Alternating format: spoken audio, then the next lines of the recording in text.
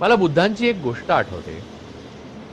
बुद्धांना त्यांच्या शिष्यांनी विचारलं, म्हणजे त्यांच्या महापरिनिर्वाणाच्या वेळेला बुद्धांना विचारलं की बंदे देव आहे का नाही, हे न सांगताच तुम्ही जाता.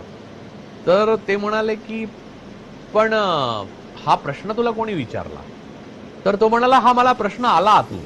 त्यांचा शिष्य म्हणाला हा प्रश्न मला वाटतं तो शिष्य आनंद होता, माझ्या आतून आला. तर ते म्हणाले असा आतून प्रश्न हा येणं शक्य नाही. तो म्हणला कसं? तो म्हणे हा प्रश्नच नाहीये, देव आहे की नाही हा प्रश्न नाहीये, कारण जर तू जन्माला आल्यानंतर तुला एखाद्या बंद खोलीत ठेवलं असतं आणि आज तू माझ्या समोर असता, तर हा प्रश्न विचारला असता का? तर हा बुचकाळात पडला शिष्य. कारण याचे मुख्य कारण असं की देव ही संकल्पना किंवा धर्म ही संकल्पना कोणीतरी आपल्याला सांगितली तेव्हा कळली ना. तोपर्यंत आपल्याला कुठे माहिती होती. या विराट विश्वामध्ये निसर्ग हा देव होता एकेकाळी माणसाचा, जेव्हा आपण गुहेत राहत होतो तेव्हा.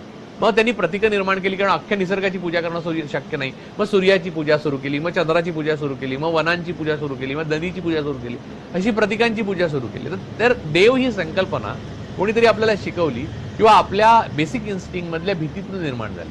तर बुद्धांनी म्हटलं की तुला कोणीतरी शिकवलं नसतं तर तुला कळलं नसतं.